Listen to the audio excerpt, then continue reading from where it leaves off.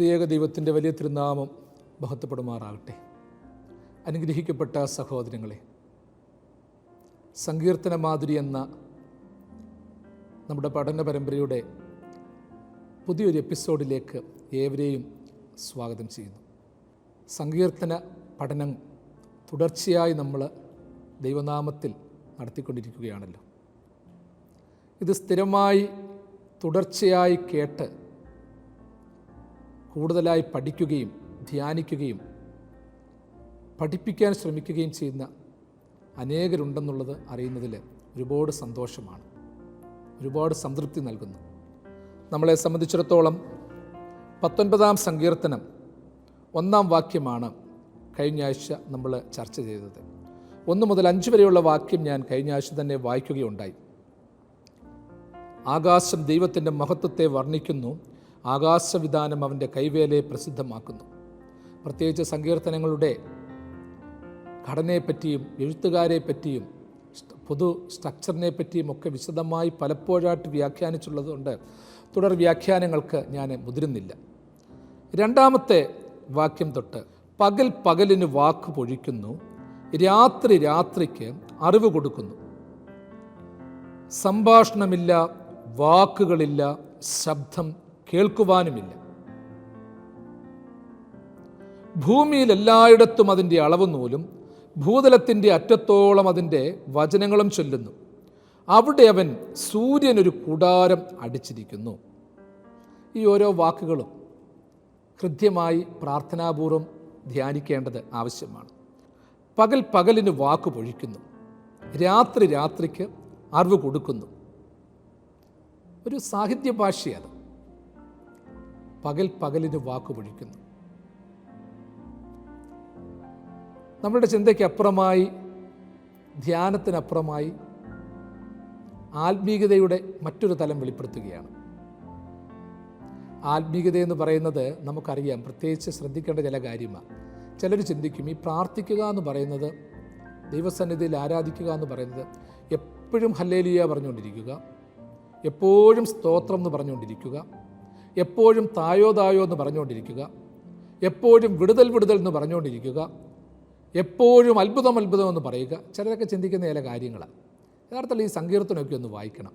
യഹൂദൻ ആരാധിക്കാൻ വേണ്ടി അവനുണ്ടാക്കിയ പ്രാർത്ഥനകൾ, നമ്മളുടെ പൂർവ്വപിതാക്കന്മാർ പിന്തുടർന്ന പ്രാർത്ഥനകൾ, സമർപ്പണങ്ങൾ, ഈ പ്രാർത്ഥനയെന്നൊക്കെ പറയുന്നതുണ്ടല്ലോ, നമ്മൾ തന്നെ ചിന്തിച്ചോണം.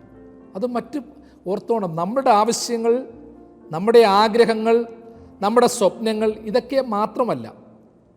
എൻ്റെ ആഗ്രഹം എനിക്കിന്നത് താതാന്ന് മാത്രമല്ല, ആരാധനയിൽ മറ്റു പലതും കൂടിക്കലരും. അതുകൊണ്ട് ഈ സുറിയാനി ക്രിസ്ത്യാനികളുടെ ആരാധന പ്രത്യേകിച്ച് ശ്രദ്ധിക്കണം. അതിൻ്റെ അകത്തിൽ അതിനൊരു ഘടനയുണ്ട്. കൗമാ ചൊല്ലും, പ്രാർത്ഥനകൾ ചൊല്ലും. ചിലർക്കൊന്നും അതൊന്നും ഇഷ്ടപ്പെടത്തില്ല. അയ്യോ, പ്രാർത്ഥിക്കുക എന്ന് വെച്ചാൽ മനപ്രാർത്ഥന മാത്രം മതിയല്ലോ. ഒരു വാക്ക് കൃത്യമായിട്ട് പറയണം. വാക്കിൻ്റെ ആധിക്യത്തിൽ ദൈവനാമം ദുഷിക്കപ്പെടാൻ ഇടയാകരുത്. തിരുവചനം പറയുന്നത് പോലെ ദൈവം സ്വർഗത്തിലും നീ ഭൂമിയിലുമാണ്. അപ്പോൾ അതുകൊണ്ട് ആരാധിക്കുമ്പോൾ ഹല്ലേലൂയ എന്ന് പൂർണ്ണമായിട്ട് പറയാൻ പറ്റാത്തവൻ ഹല്ലേലൂയ എന്നുള്ള വാക്ക് ഹാലഹാല എന്ന് പറയരുത്. ഇത് വെറും കോപ്രായങ്ങൾക്കുള്ള വെറും ഒരു വാക്കല്ല. അതൊക്കെ കൃത്യമായിട്ട് ഓർത്തോണം. അതുകൊണ്ട് ഞാൻ പറഞ്ഞല്ലോ, സുറിയാനി ക്രിസ്ത്യാനികളുടെ ആരാധനയിൽ ഒരു കാര്യമുണ്ട്. പ്രാർത്ഥനകൾ ഒത്തിരിയുണ്ട്. പ്രാർത്ഥനയിൽ വേദശാസ്ത്രമുണ്ട്, ദൈവ സൃഷ്ടിയുണ്ട്, ദൈവസ്നേഹത്തെ പറ്റിയുള്ള കരുതലുണ്ട്. അപ്പോൾ ഇതെല്ലാം ഇങ്ങനെ ചൊല്ലിക്കൊണ്ടിരിക്കുകയാണ്. പിതാക്കന്മാരുടെ പഠനങ്ങളുണ്ട്. അപ്പോൾ ഇതെല്ലാം ചൊല്ലിക്കൊണ്ടിരിക്കുമ്പോൾ നമ്മളറിയാതെ നമ്മളെന്ന് പറയുന്ന വ്യക്തിയെ മറന്നു പോകുകയാണ്. മറിച്ച് അതിന് പകരമായിട്ട് ദൈവസ്നേഹത്തെക്കുറിച്ച് കൂടുതലായിട്ട് മനസ്സിലാക്കുക. ദൈവത്തിൻ്റെ സ്നേഹമെന്ന് പറയുന്നത്, കരുതലെന്ന് പറയുന്നത്, വിടുതലെന്ന് പറയുന്നത് എൻ്റെ വിടുവിക്കൽ മാത്രമല്ല, എന്നെപ്പറ്റിയുള്ള ദൈവത്തിൻ്റെ കരുതൽ മാത്രമല്ല. എന്നെപ്പോലെ ദൈവത്തിന് കോടാനുകോടികളുണ്ട്. 700 കോടിയോളം ആളുകൾ ഇന്നത്തെ കാലത്ത് ലോകത്തുണ്ട്. അങ്ങേ അറ്റം തൊട്ട് ഇങ്ങേ അറ്റം വരെയുണ്ട്. അങ്ങ് അന്റാർട്ടിക്ക തൊട്ട് ഇങ്ങ് ഏഷ്യ വരെ കിടക്കുകയാണ്. മനുഷ്യന് മാത്രമല്ല, മൃഗജാലങ്ങളുണ്ട്. ഹിമങ്ങളുടെ ഇടയിൽ, വലിയ ഹിമകഷ്ണങ്ങളുടെ ഇടയിൽ കഴിയുന്നവരുണ്ട്. അപ്പോൾ അങ്ങനെ പല സാഹചര്യങ്ങളിൽ ജീവിക്കുന്ന ഒത്തിരി പേരുണ്ട്. അപ്പോൾ അവരുടെ എല്ലാം ആഗ്രഹങ്ങളുണ്ട്, ആവശ്യങ്ങൾ ദൈവത്തിന് നിറവേറ്റി കൊടുക്കണം. നമ്മൾ മാതാപിതാക്കളായിട്ടുള്ളവർ ശ്രദ്ധിച്ചോണം. നിങ്ങൾക്ക് 2-3 പിള്ളേരുണ്ടെങ്കിൽ ഒരു കുട്ടിക്ക് മാത്രമല്ല കൊടുക്കുന്നത്, എല്ലാവർക്കും കൊടുക്കും. എല്ലാവർക്കും കൊടുത്തേ പറ്റത്തുള്ളൂ. ഭക്ഷണം പാചകം ചെയ്ത് വെച്ചേക്കുക. ഈ ഭക്ഷണം പാചകം ചെയ്ത് വെച്ച് കഴിയുമ്പോഴത്തേക്ക് ഒരാൾക്ക് മാത്രം കൊടുത്താൽ കാര്യം നടക്കുമോ? സാധനങ്ങൾ വാങ്ങിച്ചുകൊണ്ട് വരുന്നത് ഒറ്റയടിക്ക് തിന്നു തീർത്താൽ കാര്യം നടക്കുമോ? നിങ്ങൾക്ക് വേണം, നിങ്ങളുടെ മാതാപിതാക്കൾക്ക് വേണം, അതിഥികൾക്ക് വേണം, സന്ദർശകർക്ക് വേണം, അങ്ങനെ പലർക്കും വേണം. ഇതിനെല്ലാം ഒരു നിയന്ത്രണമുണ്ട്.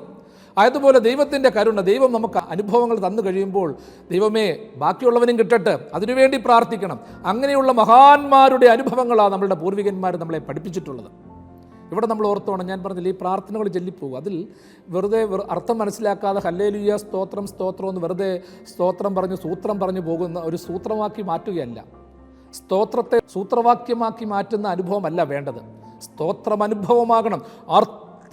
വ്യത്യാസമില്ലാതെ പൂർണ്ണതയോടെ പറയണം. സ്തോത്രം എന്ന് പറയുമ്പോഴത്തേക്ക് അതെല്ലാം വേണം. ഹല്ലേലൂയ എന്ന് പറയുമ്പോഴത്തേക്ക് സ്വർഗം സന്തോഷിക്കണം. മാലാകമാര് പോലും ഭയത്തോടും വിറയലോടും കൂടി പറയുന്ന ആരാധനാവാക്യങ്ങൾ, ആ മന്ത്രണങ്ങൾ ദിവ്യമന്ത്രമായിട്ട് മാറണം. അങ്ങനെ മാറിയെങ്കിൽ മാത്രമേ ദൈവത്തെ നമുക്ക് മഹത്വപ്പെടുത്താൻ പറ്റത്തുള്ളൂ. ഞാനിത് ആരെ വിമർശിക്കാൻ പറയുകയല്ല, മറിച്ച് ആത്മീയ ജീവിതത്തിൻ്റെ ആ ഒരു ഉത്തേജക അനുഭവത്തിലേക്ക് എല്ലാവരും ഒന്നുകൂടെ തിരിഞ്ഞ് ചിന്തിക്കാൻ വേണ്ടി പറഞ്ഞതേ ഉള്ളൂ. ഞാൻ പറഞ്ഞല്ലോ, ഈ സുറിയാനി ക്രിസ്ത്യാനികളുടെ ആരാധനയിൽ ഇങ്ങനെ ചൊല്ലി വരികയാണ്. അപ്പോൾ അതിൻ്റെ ഘടനയ്ക്കിടയ്ക്ക് ഒരു ബാറയ്ക്കുമോർ പറയും. ഒരു പാട്ടങ്ങോട്ട് ചൊല്ലി വരുമ്പോഴത്തേക്ക് ബാറയ്ക്കുമോർ, ഉടനെ കാർമികൻ ചെല്ലും ശുഭഹോലോവൽ റൂഹോ കാദീശോ. അത് കൃത്യമായിട്ട് ചെല്ലണം കാർമികനുണ്ടെങ്കിൽ. അതിൻ്റെ കാരണം എന്ന് വെച്ചാൽ ഇത്രയും കാര്യങ്ങളൊക്കെ നമ്മൾ ആരാധനയിൽ ചൊല്ലുന്നുണ്ടെങ്കിലും, രഹസ്യ പ്രാർത്ഥനകളിലും പരസ്യ പ്രാർത്ഥനകളിലും ചൊല്ലുന്നുണ്ടെങ്കിലും, യാമ നമസ്കാരങ്ങളിൽ ചൊല്ലുന്നുണ്ടെങ്കിലും, ഇതെല്ലാം തന്നെ പൂർണ്ണമാകുന്നത് പിതാവിനും പുത്രനും പരിശുദ്ധ റൂഹായിക്കും സ്തുതി, സ്തോത്രം അതിനുവേണ്ടിയാ, ആ തൃത്വനാമം മഹത്വപ്പെടുത്തുവാൻ വേണ്ടിയാ. ഇതെല്ലാം തന്നെ അതിലേക്ക് നയിക്കുന്നതാകണം. വിശ്വാസങ്ങളും പാരമ്പര്യങ്ങളും വേദശാസ്ത്രങ്ങളും വ്യക്തിജീവിതത്തിലെ സാക്ഷ്യങ്ങളും വിശുദ്ധന്മാരുടെ ജീവിതാനുഭവങ്ങളും ഒക്കെ പാട്ടും പ്രാർത്ഥനയുമായി വേദവാക്യങ്ങളൊക്കെ നമ്മൾ ചൊല്ലിയാലും ഇതെല്ലാം നമ്മൾ ചൊല്ലുന്നത് വീണ്ടും ഓർപ്പിക്കുകയാണ്, ഇടയ്ക്കിടയ്ക്ക് ഓർപ്പിക്കുകയാണ്. മറന്നു പോകരുത്, പറഞ്ഞു വന്ന് മറന്നു പോയേക്കരുത്. ആ തൃത്വത്തിലേക്ക് ചെല്ലണം. എൻ്റെ നിങ്ങളുടെയും ഒക്കെ ജീവിതത്തിൽ പ്രിയമുള്ളവരെ പ്രത്യേകിച്ച് ഓർത്തോണം, ഹൃദയംഗമായിട്ട് ഓർത്തോണം. ഇവിടുത്തെ ഈ പ്രത്യേക ചിന്തയിൽ ഒളിഞ്ഞിരിക്കുന്ന ദിവ്യ മർമ്മമത, ആരാധനയുടെ മർമ്മമത. ഈ സങ്കീർത്തനക്കാരൻ ഇത് ചൊല്ലി അങ്ങോട്ട് വരികയാണ്. ആരാധിക്കുമ്പോൾ അവൻ്റെ വ്യക്തിപരമായ കാര്യങ്ങൾ പല മേഖലകളിലും മാറ്റിവെച്ചുകൊണ്ട്, പ്രപഞ്ചത്തെ വർണ്ണിച്ചുകൊണ്ട്, പ്രപഞ്ചത്തെ വ്യാഖ്യാനിച്ചുകൊണ്ട്, പ്രപഞ്ച സത്യങ്ങളെ വിസ്തരിച്ചുകൊണ്ട്, ഒന്നിനെയും ഒഴിവാക്കാതെ ആരാധന നടത്തുന്നു. ആ ആരാധനയെ പറ്റിയാണ് നമ്മൾ പഠിപ്പിക്കുന്നത്. പഴയകാലത്തെ മാമുനിമാരുടെ പഠിപ്പിക്കലുകളും അവരുടെ വർണ്ണശാലകളും നമ്മുടെ സന്യാസിമാരുടെ ജീവിതചര്യകളും എല്ലാം ഉപേക്ഷിച്ചുള്ള ജീവിതവുമൊക്കെ ഇതിൻ്റെ ഭാഗമാണ്. ഇവിടെ ഓർത്തോ, പകലിന് വാക്ക് പൊഴിക്കുന്നു. പകലിന് വാക്ക് പൊഴിക്കുക എന്ന് വെച്ചാൽ രണ്ട് പകലാണ് അവിടെ വന്നിരിക്കുന്നത്. പകല് പ്രകാശമാണ്, വെളിച്ചമാണ്. പകൽ സമയമെന്ന് പറയുന്നത് അതൊരു സ്പെഷ്യൽ ടൈമാണ്, ഒരു ഡേ ആണ്. ഡേയും നൈറ്റുമുണ്ട്. പകലിന് വാക്ക് പൊഴിക്കുന്നു. ദൈവത്തിൻ്റെ സൃഷ്ടി, വെളിച്ചമായ സൃഷ്ടി, ആ സൂര്യനിൽ നിന്ന് പുറപ്പെടുന്ന ചൂടും വെളിച്ചവും അതൊരു വാക്ക് പൊഴിക്കുന്നു. ഒരു ദിവസത്തിനേക്ക് വേണ്ടിയുള്ള സന്ദേശങ്ങൾ തരുന്നു. ഒരു ശക്തി പുറപ്പെടുവിക്കുകയാണ്, ഒരു നന്മ പുറപ്പെടുവിക്കുകയാണ്. പകലോനിൽ നിന്ന് പുറപ്പെടുന്ന പകലോൻ പുറപ്പെടുവിക്കുന്ന ബഹിസ്ഫുരിക്കുന്ന പ്രകാശം, ചൂട്, ഇതൊക്കെ ചിന്താധാരകൾക്കപ്പുറമാണ് പ്രിയമുള്ളവരെ. സങ്കീർത്തനക്കാരൻ പ്രാർത്ഥിക്കാൻ നിന്നപ്പോൾ ആകാശവിധാനം ദൈവത്തിൻ്റെ മഹത്വത്തെ വർണ്ണിക്കുന്നു എന്ന് പറഞ്ഞു തുടങ്ങിയ സങ്കീർത്തനക്കാരൻ പറയുകയാണ്, അതേ പകൽ വെളിച്ചം, ആ പകലിൻ്റെ വെളിച്ചം ഒരു വാക്ക് പൊഴിക്കുകയാണ്. പകലിൻ്റെ വെളിച്ചം എന്താണ്? നേരം വെളുക്കുമ്പോൾ നമ്മൾ എഴുന്നേൽക്കുന്നു. നേരം വെളുക്കുമ്പോൾ പഴയകാലത്ത് തൊട്ടേ നമ്മൾ കേട്ടിട്ടില്ലയോ, പ്രാർത്ഥനാസ്വരങ്ങൾ കേട്ടുകൊണ്ടാണ് ഉയരുന്നത്. ദേവാലയങ്ങളിൽ നിന്നൊക്കെ രാവിലെ തൊട്ടേ ശബ്ദങ്ങൾ കേൾക്കുന്നുണ്ട്. ഓരോ ദിവസവും ഇടപെടാൻ പോകുമ്പോൾ ഇടപെടുന്ന മേഖലകളിലേക്കുള്ള ചില ഹൃദ്യമായ വാക്കുകൾ, ചില ദർശനങ്ങൾ, ചില സന്ദേശങ്ങൾ.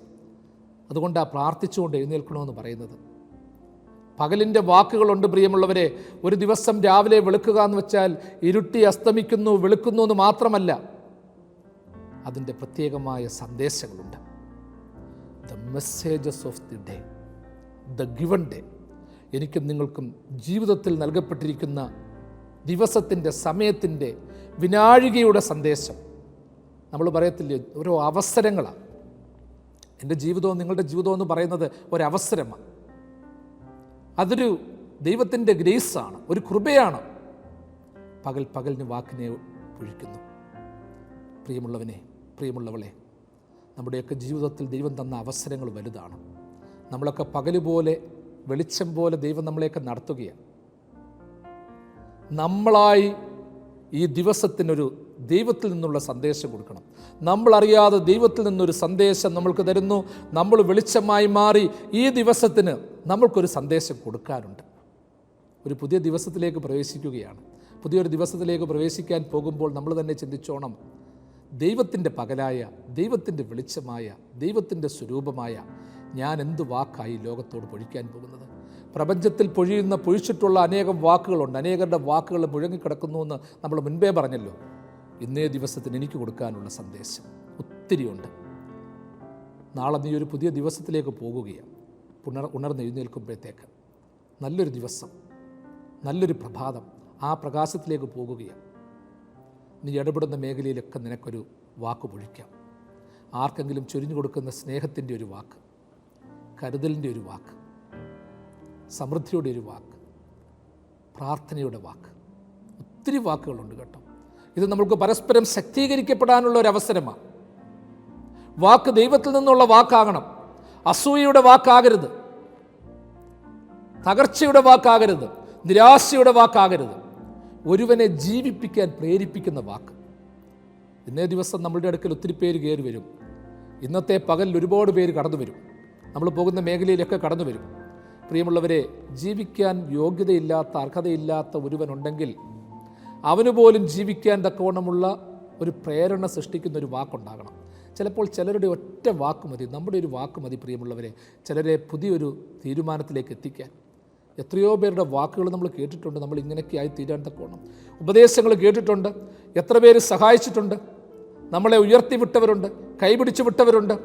അവരുടെയൊക്കെ വാക്കിന് നമ്മൾ വില കൊടുക്കുന്നുണ്ടെങ്കിൽ, അത് ദൈവീക വാക്കായി കണക്കാക്കുന്നുണ്ടെങ്കിൽ, നമ്മളെ ദൈവം അന്ധകാരപ്പെട്ടു പോകാതെ നടത്തിയിട്ടുണ്ടെങ്കിൽ, പ്രിയമുള്ളവരെ, നമ്മളും അതുപോലെ ഇടപെട്ടേ പറ്റത്തുള്ളൂ. അതുപോലെ സഹായഹസ്തം നീട്ടിയേ പറ്റത്തുള്ളൂ. കിട്ടുന്നതെല്ലാം കൂട്ടിവെച്ചുകൊണ്ട് മരണം വരെയും അതൊക്കെ ആസ്വദിക്കാമെന്ന് വിചാരിച്ചാൽ, പ്രിയമുള്ളവരെ, അതിനൊന്നും ആരെ കൊണ്ടും പറ്റത്തില്ല. ഈ വചനം കേൾക്കുന്ന ഒത്തിരി പേര്, നമ്മളെല്ലാം, നിങ്ങളും ഞാനും അത് ശ്രദ്ധിക്കണം. കിടക്കുമ്പോഴും ഓർത്തോണം, പണം ഇഷ്ടം പോലുണ്ട്. നല്ല കാര്യങ്ങൾക്ക് വേണ്ടി ചെയ്യേണ്ടതൊക്കെ ചെയ്തോണം. ചില വാക്കുകളെന്ന് പറയുന്നത് വെറും ഉപദേശങ്ങൾ മാത്രമല്ല. നമുക്ക് സാമ്പത്തികമായിട്ട് സഹായിക്കാനുണ്ട്, കരുതലായി സഹായിക്കാനുണ്ട്, ഉപദേശങ്ങളായി സഹായിക്കാനുണ്ട്, നിർദ്ദേശങ്ങളായി കൊടുക്കാനുണ്ട്.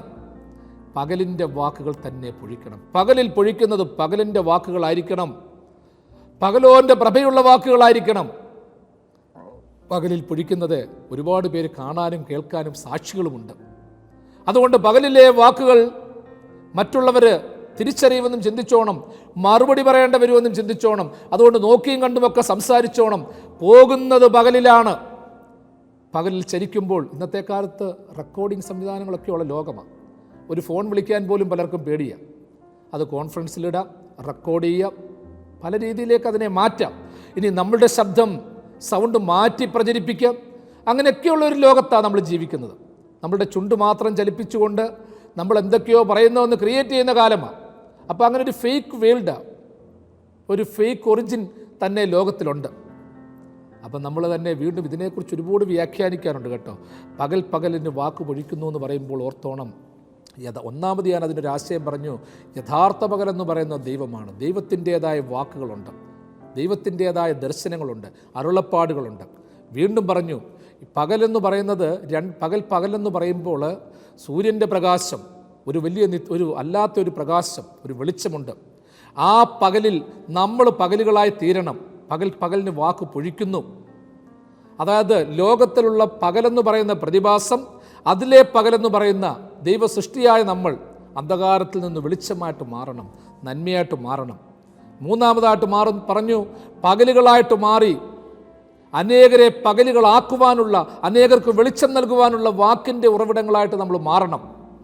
പകലിൽ നമ്മൾ വാക്ക് പൊഴിക്കുമ്പോൾ വീണ്ടും ഒരു കാര്യം ഓർത്തോണം, അങ്ങേയറ്റം ശ്രദ്ധയുണ്ടാകണം. അനേകർ സാക്ഷികളുണ്ട്, നേരെയുള്ള വാക്കുകളായിരിക്കണം. അതുകൊണ്ട് പണ്ടുള്ളവർ പറയത്തില്ലയോ, ഭിത്തിക്ക് പോലും കാതുകളുണ്ട്. രഹസ്യ അറകളിൽ പോലും പറയുന്നത്, വേദപുസ്തകത്തിൽ പറയുന്നത് പോലെ പുരകളുടെ മുകളിൽ മന്ത്രിക്കപ്പെടും.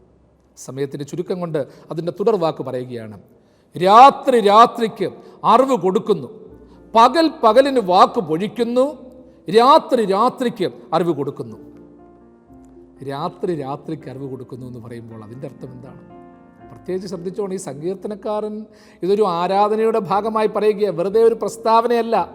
അവരുടെ പ്രാർത്ഥനയുടെ കൂട്ടത്തിൽ ഇതൊക്കെ ചെല്ലുകയാണ്, ഈണത്തിൽ ചെല്ലുകയാണ്. രാത്രി രാത്രിക്ക് അറിവ് കൊടുക്കുന്നു.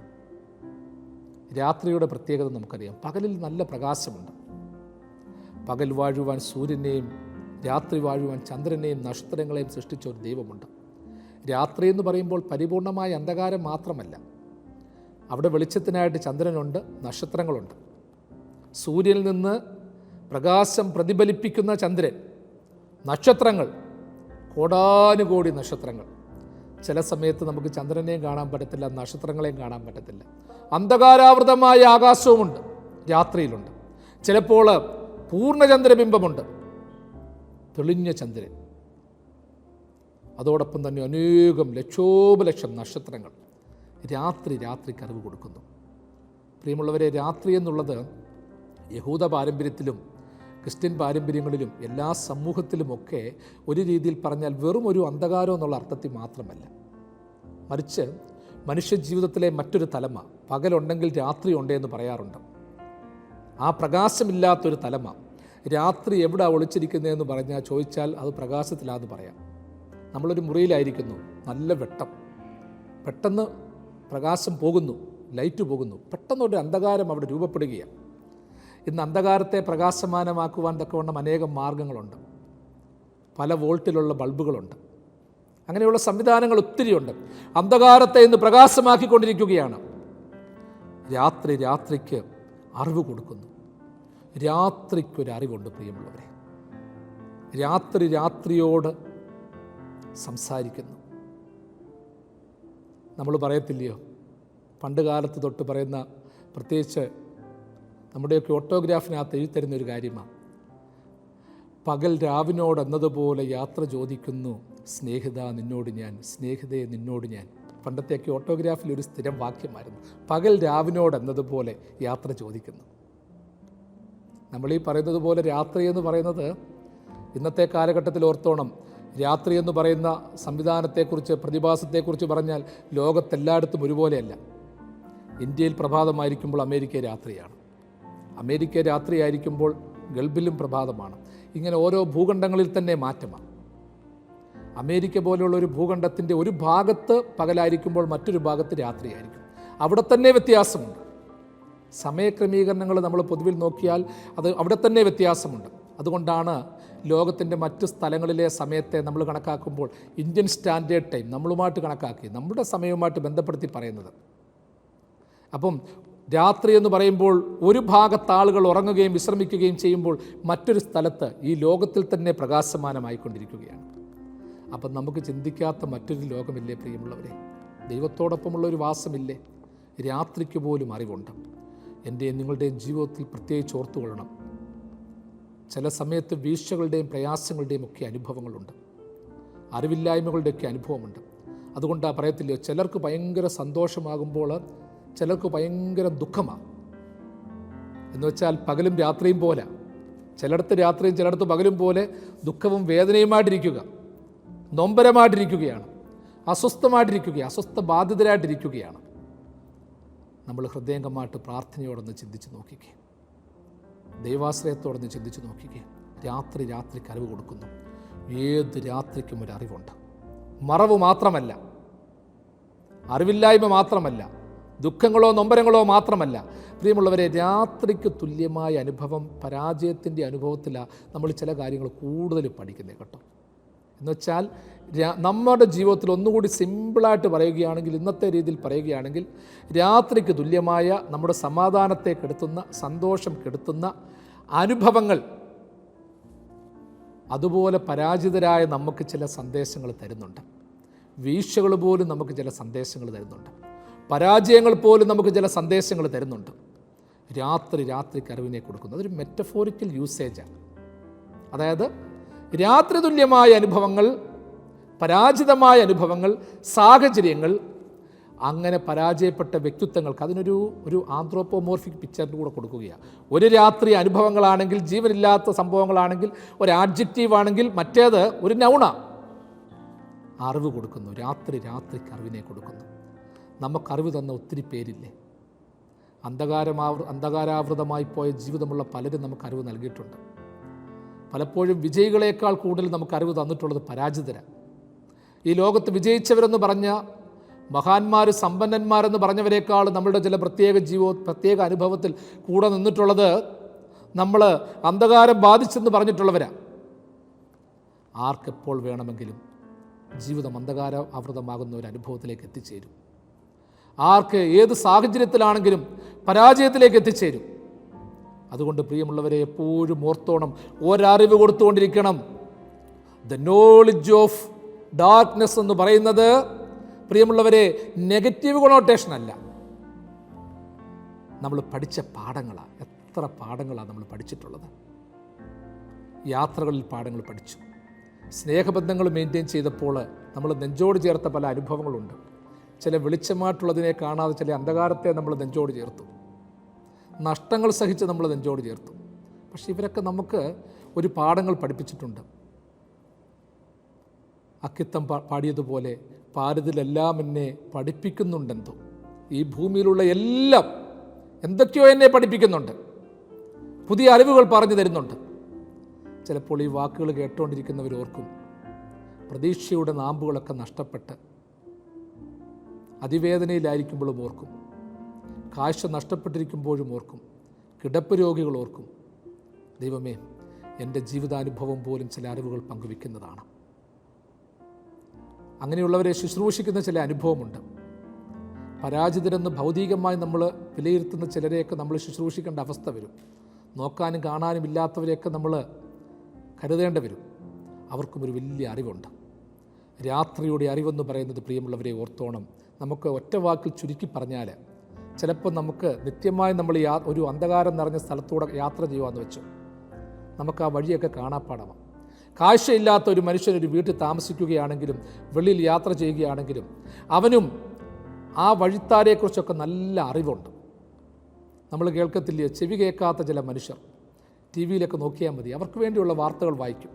സാധാ വാർത്ത വായിക്കുന്നതിൻ്റെ അതിന് പാരലായിട്ട് തന്നെ ബധിരന്മാർക്ക് വേണ്ടിയുള്ള വാർത്തയുണ്ട്.